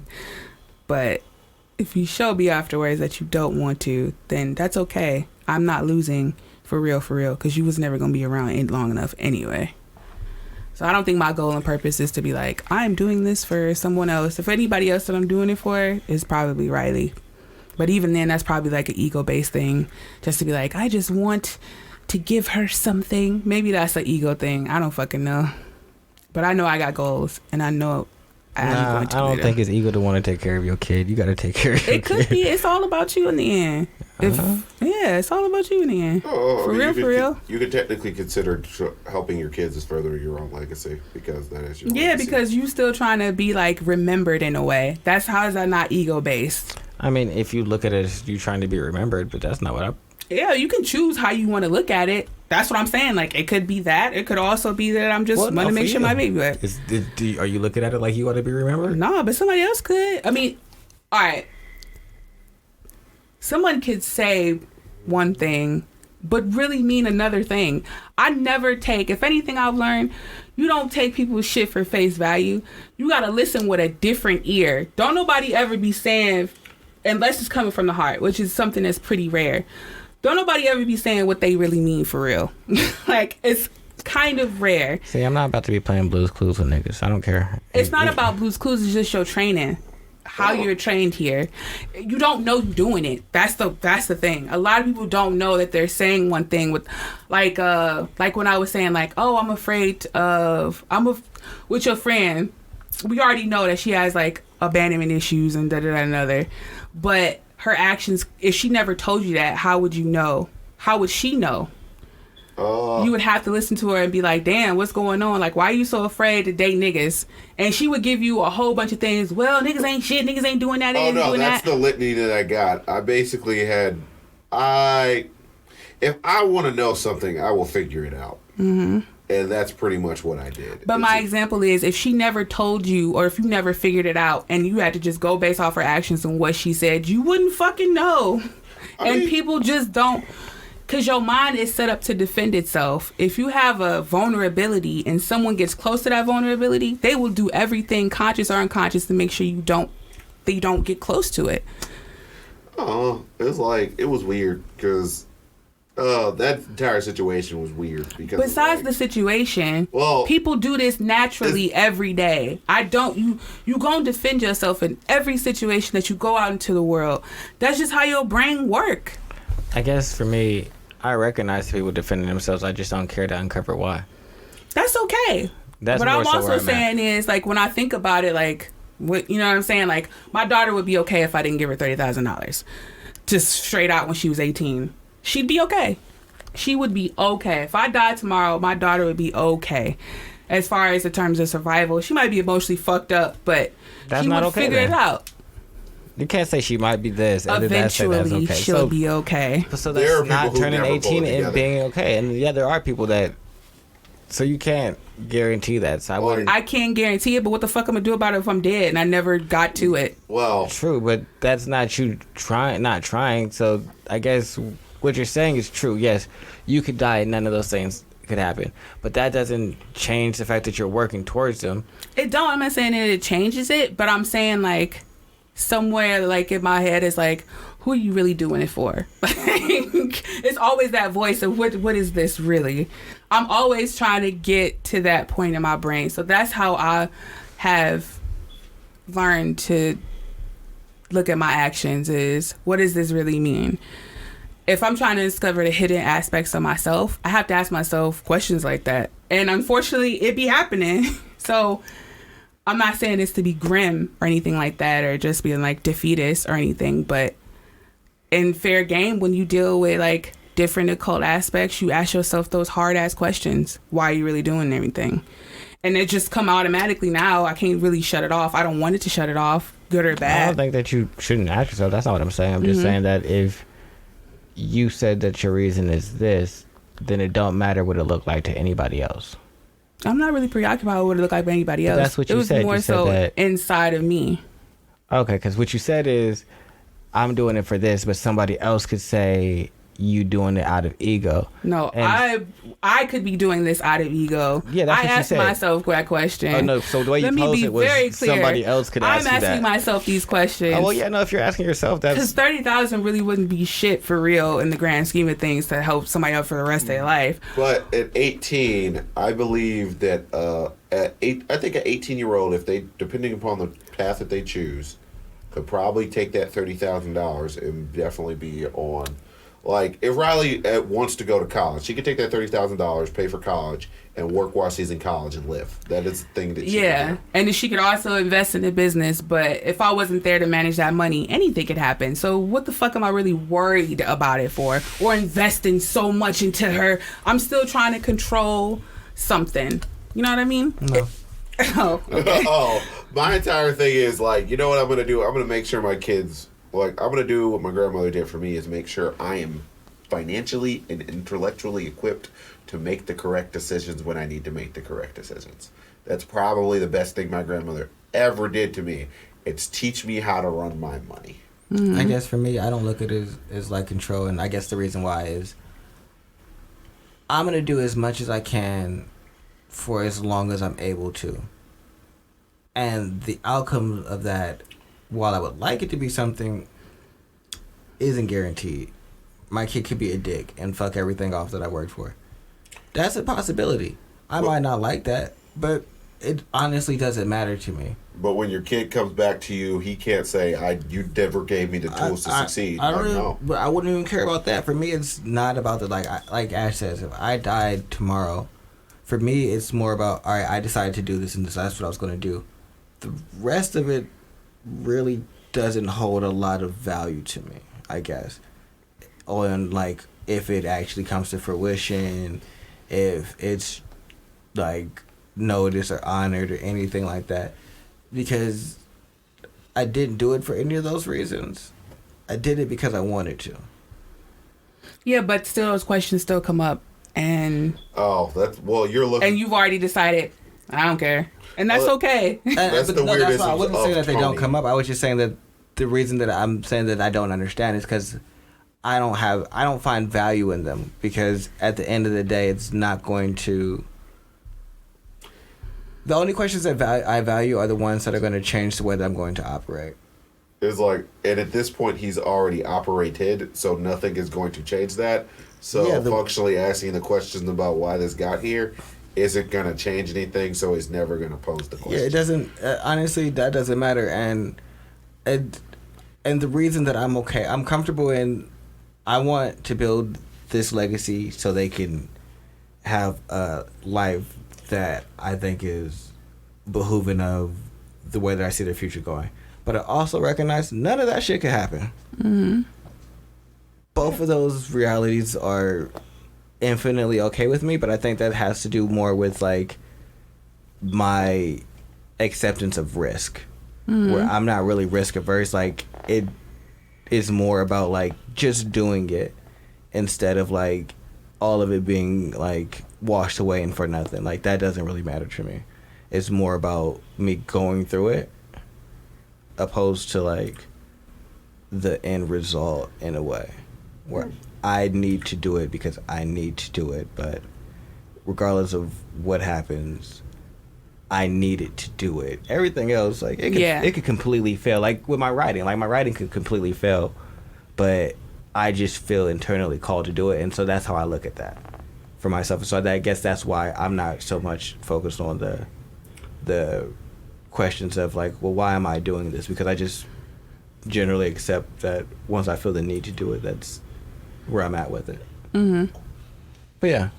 But I don't think that it's wrong to question yourself. It was just, like I said in the beginning, the way you posted, you said there's somebody else, and so I was like, well, why would you allow somebody else to dictate the way that you feel about what you're doing? But if it's you asking yourself those questions, that makes 1,000% sense to me. Like, I misquote. I meant me, because 30,000 ain't really shit to anybody for real. If it was outside looking in, it's not really that much fucking money. But for me personally, it's I like, could turn it's just a gift. $30,000. I feel like that's your perspective now and where you're at in life. But if there's a lot of people that have never seen $30,000. Yes. 30,000 isn't yeah, much. But if you're just giving it to 30K, it and I'm not around, then what the fuck is that gonna really do? Like, it could give you a good start if you know how, as I'm saying. But I feel like even if you're not around, you don't feel like you've been instilling in her anything that would be valuable? Yeah, but we all know from experience, from being a teenager, from being a young adult, that shit don't kick in until you need that shit. You know what I'm saying? I mean you get fuck up because you don't want to. I don't know if that's fair, because I would say I didn't have the installation about like finances and money as a youth, but Charles did. Charles is in a wildly different financial position than I am, but that's because he had parents and a grandmother that was instilling that. So I think that teenagers are gonna fuck off shit, but their mindset and the way that they look at things is probably going to be different than the way that someone who came from a background of, when you get it, you spend it. And you buy and you got to blow it. Fuck it. Just make sure your bills are paid and just get what you want to get, because that's how you live life. And realistically, that's not how you live life. You got to have a saving, because emergency happen. Unexpected shit happens. And if you've spent all your money and paid your bills, now this emergency happens and you're ass out, because either you can't pay a bill or you can't take it this emergency, and so there's... You just don't ever want to be stuck or... Yeah, so but that was his choice. But it's... To do but the that. thing is, It's because it was instilled in me because it's, to never put your... No, it's like... that was he taught. It wasn't like... He wouldn't have made that choice if he wasn't given those tools. And so I guess that's what I'm saying. You're giving her the tools to at least potentially choose that. Not saying that she's going to, but... it's a higher probability that since she knows about it and understands certain things, that, hey, I might choose this because I remember this is something that my mother told me before she passed, instead of someone where, even if you're still here and give her the $30,000 and you're telling her what to do, but you never talk to her about finances, you might, say, hey, do this. And she might, that don't make no sense, and just go fuck it off anyway.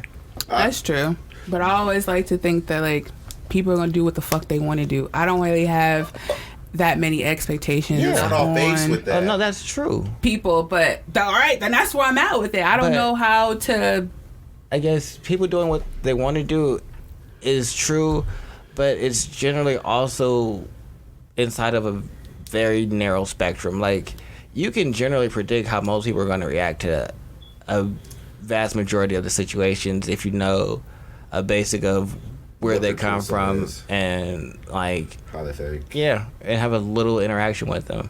Like, it's not that complicated. People like, are predictable. Yeah, and so most people, they do what they want, but what their wants are limited and their aspirations are limited. So but some people aren't.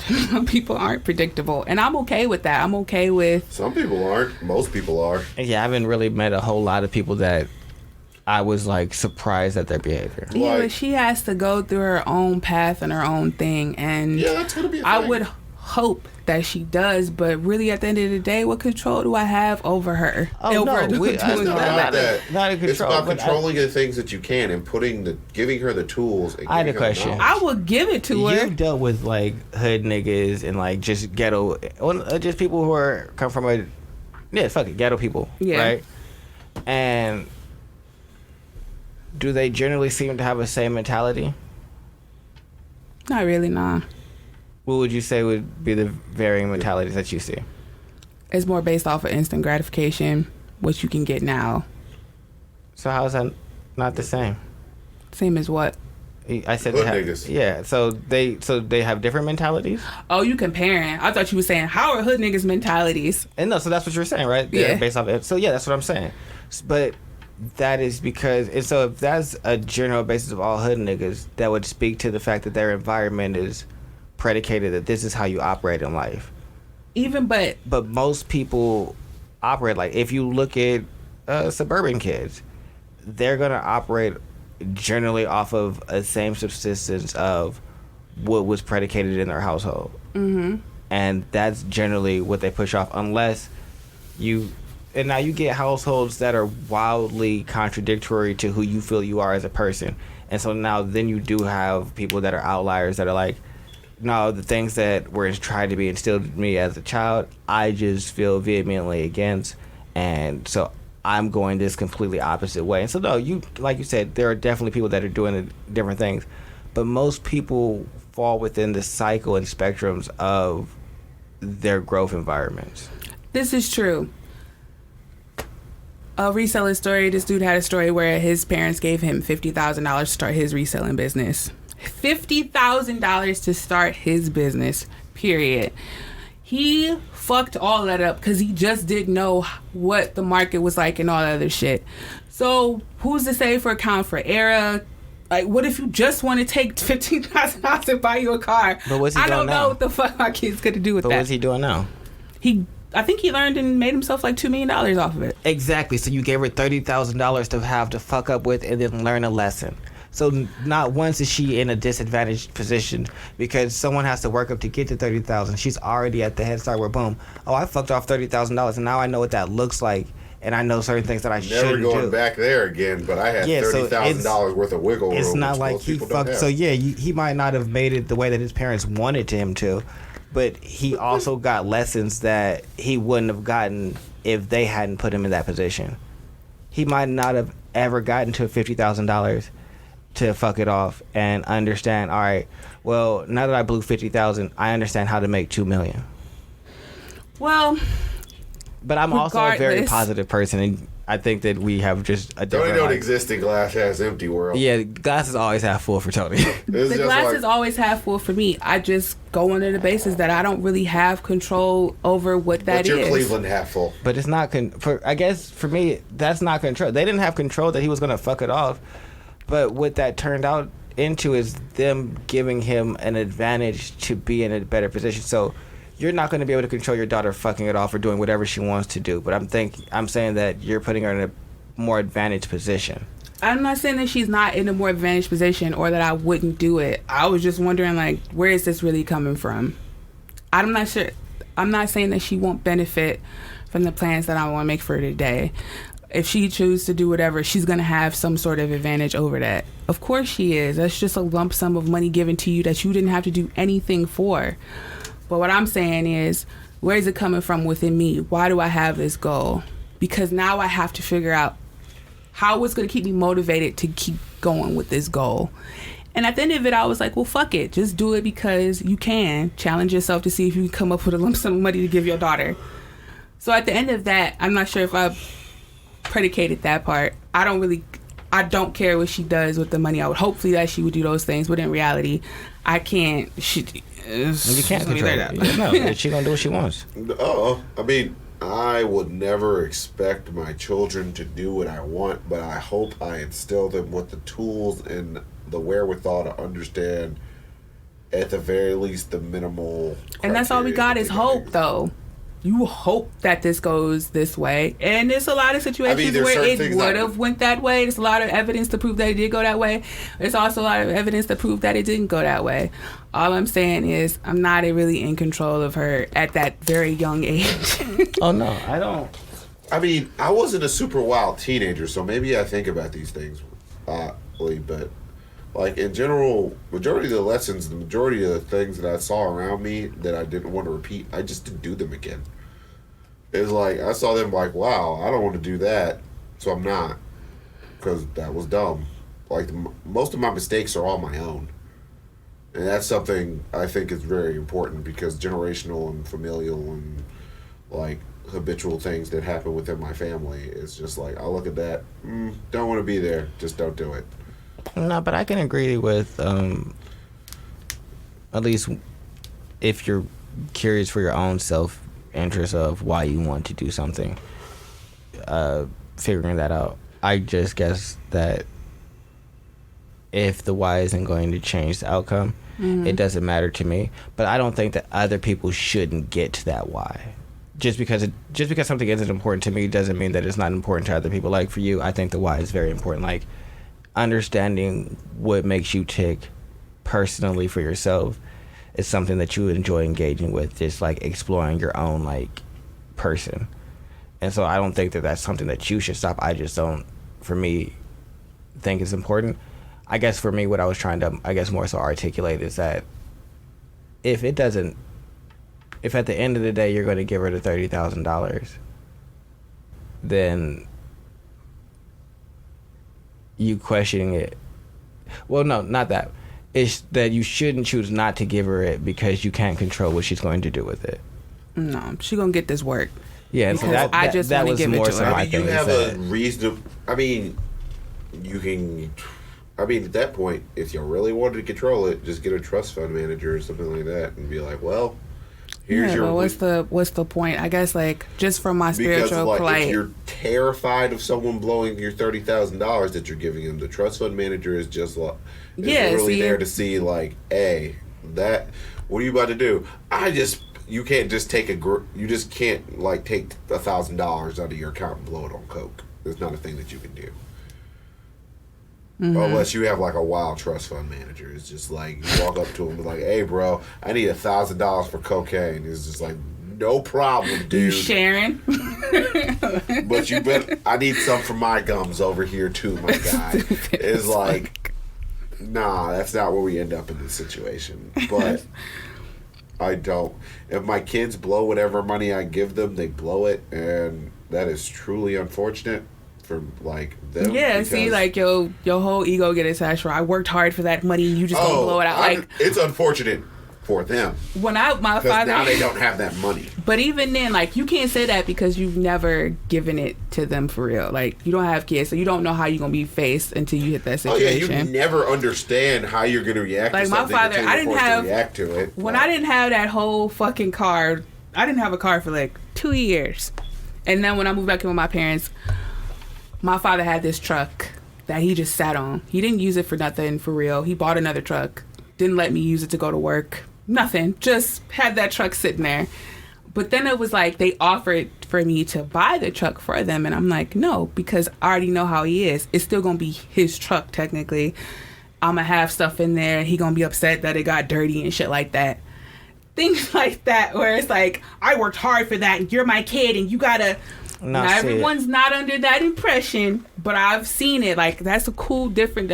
I guess that's a difference in mentality. So I don't feel like that. Like, and I guess I could kind of speak to where I haven't had kids, but I've given somebody like $2,500, not loaned, not expected back, handed them $2,500. Like, here you go. This is for you. This is to help. And then they didn't necessarily do the things I thought would be most beneficial for them. See? And that don't matter to me though. Like, it's just like, I don't really help. care. I did what my portion of what I wanted to do was to give you this $2,500. Now, what you do on that end of it, I'm not about to chastise you for it. Now, I can look and say, those don't seem like the best decisions. But all right, well, you're not really asking me for advice in this situation. You having a good time? Yeah. Okay. Cool. Me too. Because I'm also not going to give you another $2,500 because that's a choice I want to make. But I don't feel no way about what you just did. I wanted to give you that to try and help. I recognize that it probably wasn't the most effective way to help you, and so I'll probably change the way that I try to help next time. But whatever you did with the $2,500, that was fine. That didn't. But that's who I am. But I also hate people who try and control you through material means. Like, don't do that. Like, don't tell me something or give me something that has like strings attached to it. I have two different people in my life. My mother is definitely give you stuff and then try and take it away to punish you, and my father's like, here, it's yours, do with it what you will. You fuck it up. Yeah, and I guess like that was one of the things that I was always trying to be wary of. Why are you doing this for your daughter? Are you gonna hold it over her head? You expect her to do this one thing? Keep your mind open for why you're doing this, and so you can actually achieve this goal. You won't forget, instead of just being mad like at the end of it. Hold stuff over your head as a kid? Do you hold stuff over her head now? No. Well, then I don't think you'll probably do it then. I don't see why you would just immediately be like... You don't never know. You never know what life throws at you, you know what I'm saying? I feel like if you establish a trend... I guess that's fair to say you don't know what life throws at you, but I think that you could be confident in yourself. Like, I never know what life is going to throw at me, but I think I'm grounded enough that I know generally which spectrums I'm going to go through. I don't think that my person is going to change. And that's why I think I had that issue I was telling y'all where I would rationalize things and over talk myself out of things. And this helps me remember my core in everything. Okay, well, that's fair. Because, yes, I don't try and rationalize the way that I feel. The way that I feel is valid. And if you don't think so, I'll fight you. I just don't know how to do that. Like the rationalization of feelings... I decode all of my feelings. I know I'm an Aries, so all of what our does feelings. That mean? All our feelings. I like when you say that get shit. Translated what does that into mean? Like aggression, and so once you hurt our feelings, once our feelings are engaged with you as a person, that's when you see the other side of Aries. Because now Aries are generally aloof, and we're just running into shit, doing whatever we want. But once you engage our feelings, that's when we become a completely different person. Because now you have the capacity to hurt us and make us feel things. But all the ways that we express that are through aggression. You made me sad, so I'm going to be hostile. You made me happy. I would be aggressive with this as well. All of it is like a level of aggression. It's just like happy headbutt. Yeah. Why are you headbutting me? Because you made me happy, but you headbutt me when you piss you off. Headbutts are for every time. All things through aggression. It's a very aggressive. Headbutts for the happy occasion. Yeah. This nigga gonna get married and headbutt his wife. Fine. Bitch, I fucking love you. Love your ass. I love you. Why did you do that? Yeah, I love you. Yeah, that's gonna bruise. So that's a love bruise. It'll definitely be, because I'm definitely like that. Like, I'll come in and just palm your whole head and you're like, bong. But I love you. And that is... I'm not gonna palm your head if I hate you. Yeah, not at all. Like, I need to palm your head like this, like your little kid, and shake it a little bit, but tell you I love you. Like, all of that. That's the same thing you do to your dog. Regardless, I explained how you get aggressive love. So yeah, no, it's just everything aggressive love expressed through aggression for us. So that's how I I guess I don't know. I'm a Virgo, so that means I analyze everything and do everything. Nah, I just get upset. Fuck that. And, and now I'm feeling it. I don't just get upset because if I am upset, it's like, all right, what did you actually do to get me upset? And how do I arrange a situation where you're never allowed to do that ever again? Mine's is added on to the point where then when it becomes a problem, or it's like the decline where it's just like this big fucking explosion at the end. Because more than likely than not, it's not rare that I'm just like very spazzy and being like, yo, shut the fuck up. Like, but even then, when I get to that point, just know you've done things to get you to that point. Like, yo, man, stop with that dumb shit. I'm tired of your ass. Always do it, blah, blah. And it's just how it comes out. I feel like it just probably is a landslide at that point. It's just like, well, it started. Probably a reason that it doesn't seem like we have to process what made us upset. As Aries, it's like, oh yeah, I go from 0 to 100. You're just immediately mad. Yes, because there's only a select few people that have access to our emotions. So no, we know why we're upset, and so we don't need the time to process. We understand that you hurt our feelings, and now we're upset. There's nothing else that I need to process. I know what you did to hurt my feelings, because you're one of the only people that can. Everybody else I'm aloof to, and I don't give a fuck. Yeah. I'm just mean too, and I move through life, and I don't give them any consideration. But you hurt my feelings, and now I have to be upset. I don't even know how to. It'd be like, oh, I don't know. happening Feelings here? can be such abstract things at some point. It's just like, why do I feel this way? And I don't care. I know why I feel this way because you hurt them. Yeah, that's something like, I'm trying to like get more into. Is just be like, just be sad or be angry or figure out how you can express this without this fucking emotive ass dramatic thing. That part of myself is not something that I had to.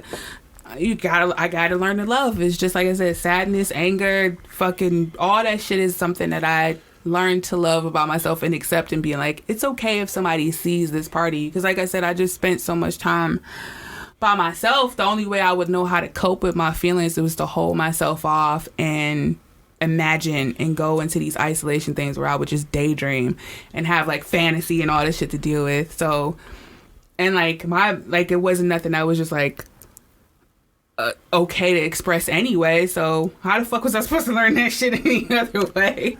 I guess I also did grow up in a household where like being 1,000% expressive was always okay, and then I was never overshadowed by any other children expressing themselves, where it's like they need more attention than you.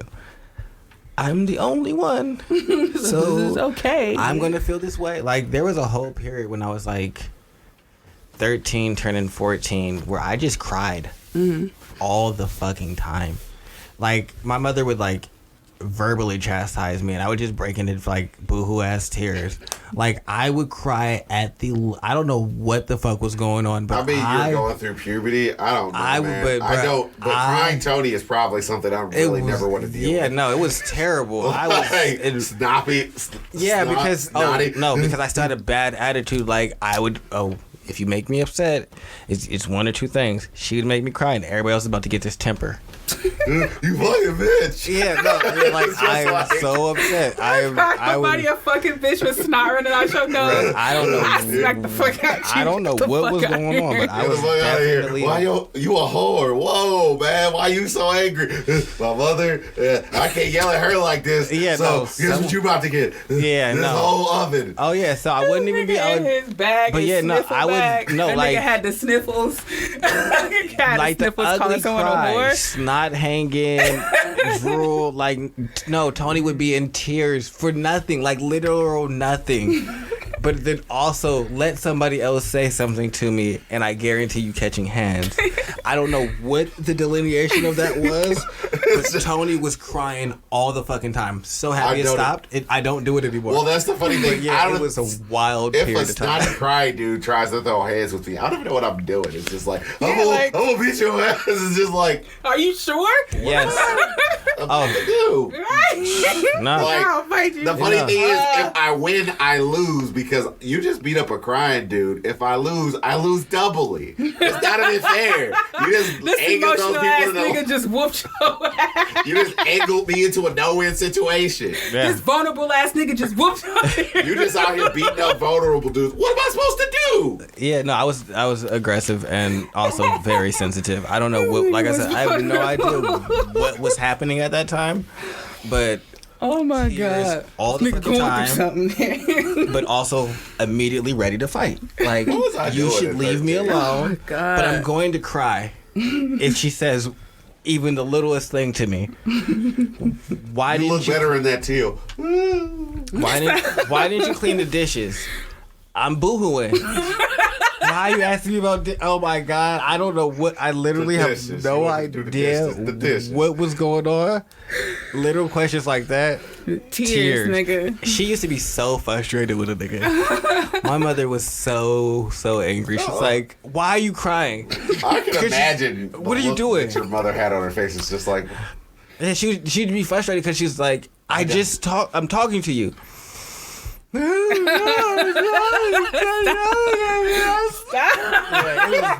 It was real bad. It was, I don't know what. Boo-hooing. Yeah. Damn. No answers. Just upset. You yelling at me. I can't take it. I'm not You yelling need to at stop. That's what she would say. Yes, you are. it's just like I had a normal.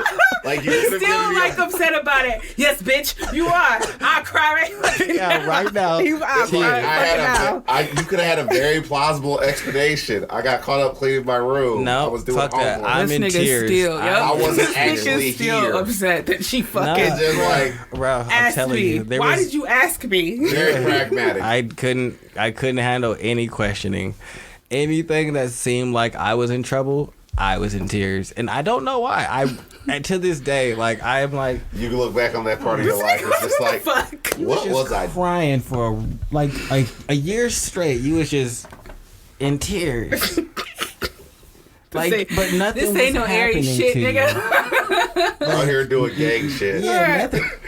Bruh. That's the more weird thing about it. Like you out here doing gang It shit. was like I said. This was a very interesting time for Tony. I didn't That probably understand complicated it. what It's just was like going on. It's like I was getting introduced to gang culture. She would yell at me. I would cry because I don't know why you yelling. Don't ask me shit about the dishes. You know how hard it is to quit It was one like- bitch. I don't know. It was like that 6th to like 7th grade. It Not was something tears. is. I had to learn. 8th grade, I was back up, no My more wrist crying. hurt. 9th grade, I was good. But that 6th, when I graduated, because I went to Hawaii for my 6th grade graduation, then started 7th grade, and then that whole year I was crying, and I just have no clue why I was crying. like But everything was an issue. Leave me alone. I'm going to cry. I knew everything was an issue. I had beef with my parents. Like, fuck y'all. No, y'all can't. Why you talking to me? But I didn't cry.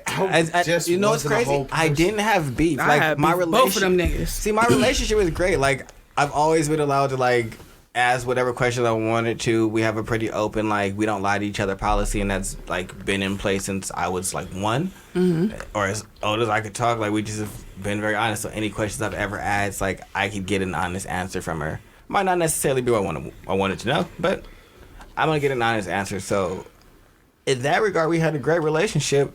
I just couldn't take being chastised, and I have no idea what was happening. Like nothing else was complicated in life. Like I was doing great. I had friends. Like there was literally nothing that was going on that was negative, except for the fact that Tony was crying all the time. As you described this, I'm trying to figure out what. I wasn't even really a whole person at 13. I was just all the asshole in me was turned up to 11, and there was only one scrap of sympathy that I ever actually had at that point, because at 13, the meanest thing I had probably thought the meanest thing I had ever thought in my entire life at that point. It was just like, and just looking back at it, it's just like, damn, I can't believe I thought that as of this point. Because it was like, there was this girl inside of my math class who was wildly obviously gay. And then she had a crush on this other girl who probably had a crush on me or something. So this girl used to try and compulsively pick on me. And I'm a fairly self-assured person at that point. So it means whatever I was doing whenever you question me, it's just like, well, that's a girl thing. This is what I want to do. Why do you care so much? It's like, it's me turned all the way up. So it's just like, why do you even care? Also, what makes it a girl thing? Well, you don't really even have an answer why it's a girl thing? Get the fuck out of here. You're dumb. I used to think this dude, his name's actually Charles. It was just funny as shit. My homie Charles. I used to think he was a girl. Because at this point, like, I'm 13 and he looked like a lesbian. And I told him that. And he was like, so you thought I was a whole bitch? I'm like, yeah. You had titties and he had the earring and shit. And he looked like, he had waves. I'm like, damn, man, that's wild. Yeah. Out at 14. But I'm just kind of... And I never spoke to this nigga before. He was just around. Just out here and I told him that later when he was old. I'm like, I used to think you was a girl. And on top of that, a lesbian. He was like, what? So I just think it's funny. Like, I literally turned around to this, like, 13-year-old, I don't know what the hell I'm feeling about her. Like, it's like, if you don't sit in the closet ass the fuck down. That's why I used to think Charles was out of the closet, like, at 14. It's just like, just admit that you are what the fuck you are and say that you like this girl. Because it's like the saddest fucking thing I've ever seen. Like, you sitting here comparing yourself to me. And I'm this almost 6 foot tall 13-year-old. So, the fuck are you doing? Nah, see, I was routinely in the process of, and I think maybe it was 6th grade. It was either 6th or 7th grade. But I know that in 6th grade, I had stopped giving a fuck about school. Which is probably the most irresponsible time to stop giving a fuck about school, because I got accepted into the advanced program. So I was actually, like, in the honor society now, taking honors classes. And then this is when I'm like, you know what? Fuck this shit. School is for the birds. Everybody has that point in time in their life when they say fuck school. Yeah, and so I think that's when I was crying, when it was fuck school, because I was definitely getting yelled at and, like, chastised quite often. And 7th grade, I was back on my shit and, like, back in honors classes and doing well again. But 6th grade, I just was really bored with school and didn't want to be there anymore, and also didn't want her to say nothing to me. But at 13, I was routinely... my first time that I jumped somebody was in kindergarten. So let me explain to you the type of lifestyle Tony's had. So, no, I've always been wildly violent and with the shits. So, no, I've done pretty mean things to people. It was just the most meanest point that I was at, because it's like, I had no idea who I actually was at that point. I was pretty much a blank canvas. I did things because I wanted to do them, and it's just like, I was fairly nerdy, but I wasn't a hardcore nerd. My friends were my friends, and they were cool. And basically, but at that point, I met David in summer school, and that was pretty much where my life started. I had someone to kind of ping pong off of. And I think having a reflection inside of your life that's a friend is kind of important, because it's like, well, what are we supposed to be doing? Oh, no, I definitely can agree with that. It's just like, well, we're supposed to be, like, kicking it with girls and doing all this other stuff. At 13, we're supposed to be interested in girls, but I don't necessarily think it's just like, because, like, dating at 13 really isn't really it's not a thing. It's like, you can't date. What money do you have? Well, that doesn't... your girlfriend, you don't have to date your girlfriend. What's the point? Damn. When I got started in school, I dropped out. I just stopped going. I forget if I was 14 or 15. That was not an option for me. Them niggas was like, you gotta go do something, right? I was like, yeah, probably. And then that's when I was like, did like the schooling program at home and then started going. But I dropped out of school. I just stopped going. I'm like, I'm not doing this shit no more. I'm fucking stressed out. Everyone's parents I don't know what to do.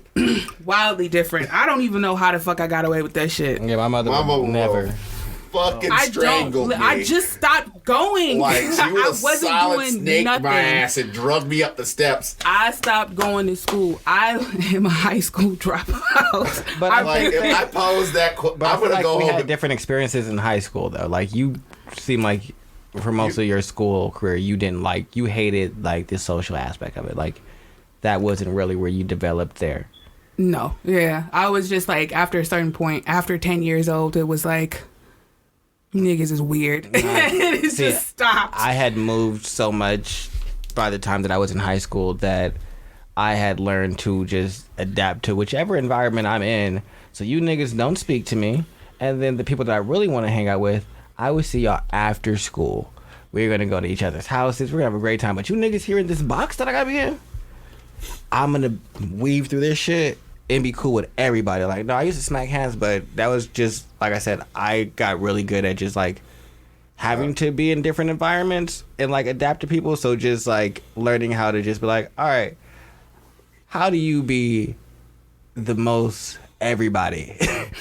And so that's what I would be. I was like, all right, this is. I was not about to. I wasn't into conforming, and I didn't know what the fuck these niggas wanted. For me, Tony probably didn't think of it as conforming. Not at all. As swimming the what direction that the water goes. Yeah, so for me, it's not conforming because I'm going to do what I want to do regardless.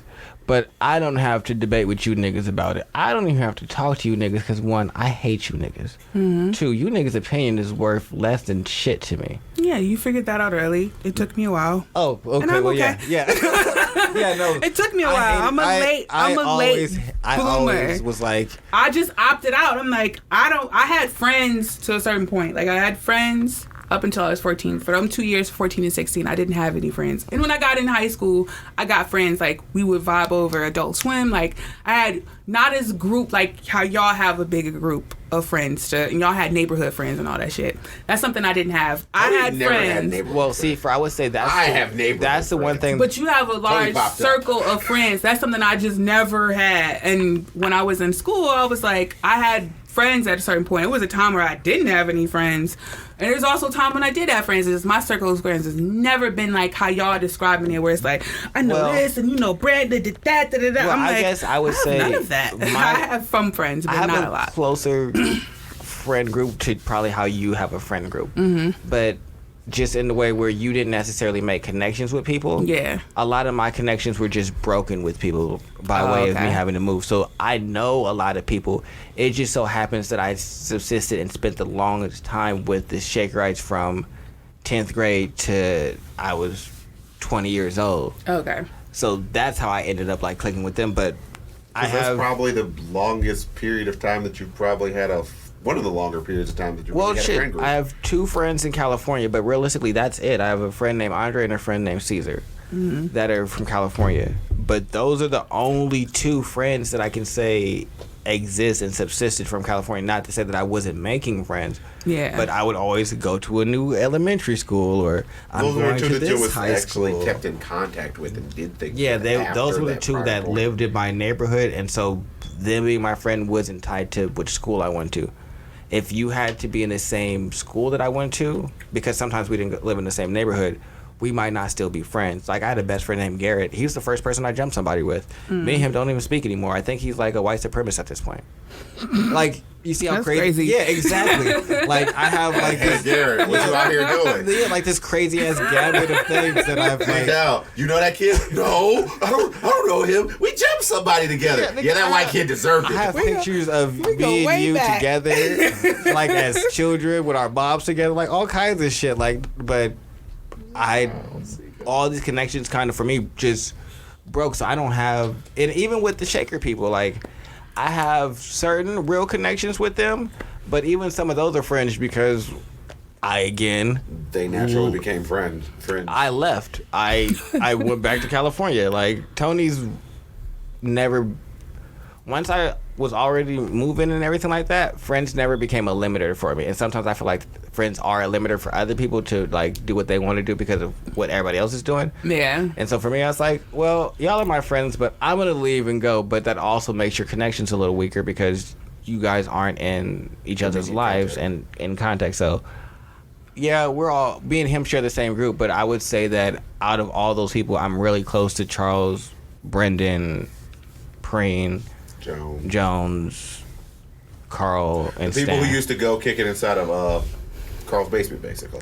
Not even that. Just those 6 people. Anybody Outside of those 6 people, the tree in terms of tree people, I wouldn't even say there were that many. Miles. I mean, I'm close to Miles, but I don't think any of us really speak to Miles too much. Yeah, it's difficult. That is an entire whole nother conversation. Yeah, I think that's that's not a podcast conversation. Yeah.